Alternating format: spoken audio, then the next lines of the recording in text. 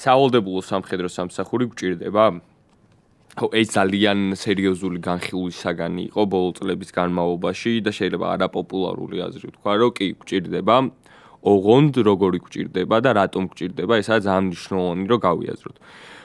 ყველა ბოლო თანამედროვე ომმა და კონფლიქტმა გვაჩვენა, რომ ის აზრი თითქოს, რომ მცირე მობილური, პროფესიონალური და მაღალ ტექნოლოგიური არმია კარგ წინააღმდეგობას გაუწევს, თქვათ, მასზე რიცხობრივად მეტ ჯარისკაცს, ასე ვთქვათ, იყო ფაქტობრივად სიცრუე ტყუილი, ხო? ანუ ეს გამოიცადა ჯერ სომხეთ-აზერბაიჯანის კონფლიქტში, სადაც პირადმა შემადგენლობამ ძალიან დიდი როლი ითამაშა ტექნოლოგიურ განვითარებასთან ერთად და ნათლად ჩანს უკრაინა-რუსეთის ომში, სადაც მიუხედავად იმისა, რომ უფრო თანამედროვე იარაღი და რაღაც უკეთესი საბრძოლო ტაქტიკა, მით უმეტეს თავდაცვითი უპირატესობა გააჩნდა უკრაინას და ზოგადად შეტევითი ომის წარმოება უფრო რთული არის, რასაც ამ შემთხვევაში რუსეთი აწარმოებდა, გამოჩნდა, რომ ამ პირადი შემადგენლობის რიცხოვნობა ძალიან დიდი მნიშვნელობა აქვს. მაშინ, როდესაც შენ სულ 3,700,000 ადამიანი ყავს ქვეყანაში, რთული არის, რომ შენ ყავდეს პროფესიონალური არმია, რომლის რიცხოვნობაც არის დიდი. ეკონომიკურად არის ჯერ ძალიან რთული, რომ შესაბამის ანაზღაურებას უხდიდე რამდენიმე 100,000 პროფესიონალ ჯარისკაცს, გარდა ამისა დანარჩენ ეკონომიკურ სექტორებში ჭირდება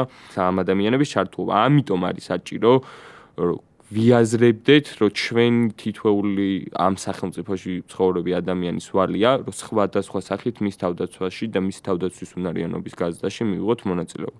სრულებით მესვის იმ ადამიანების, რომლებიც ბოლო წლების განმავლობაში თავს არიდებდნენ იმ სავალდებულო სამხედრო სამსახურს, რომელიც გვქონდა, რაც მარაზმატიკული, რომელიც ფაქტობრივად ცხოვრებას გინგრევდა, წარმოიდგინე, ახალგაზრდა ადამიანს გიწევდა, რომ თავი დაგენებებინა მუშაობისთვის, მოწყვეტილიყავი მეგობრებს, სამ დღეში ერთხელ 24 საათი გაგეთენებინა და რაღაც 20-40 ლარი მიგიღო თვის ბოლოს ხელფასად.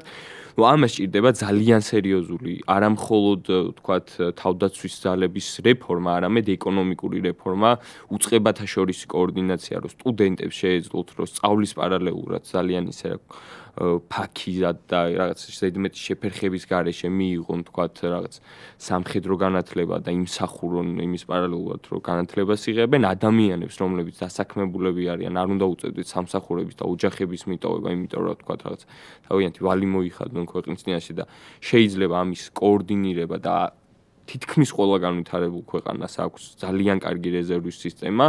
ჩვენთან დაინერგა რეზერვის სისტემა, რომელიც წინა რეზერვის სისტემებთან შედარებით გაცილებით უკეთესად მუშაობს, თუმცა მისი მასშტაბები არის ძალიან პატარა, ნორვეგიელ პარტნიორებთან ერთად ხორციელდებოდა ეს და რაღაც რამდენიმე ქვეყნის მოდელი ჰქონდათ გადმოტანილი, თუმცა ეს არ არის ტოტალური, არ არის ის რაოდენობა, რომელიც ჩვენი ქვეყნის თავდაცვის უნარიანობას ჭირდება.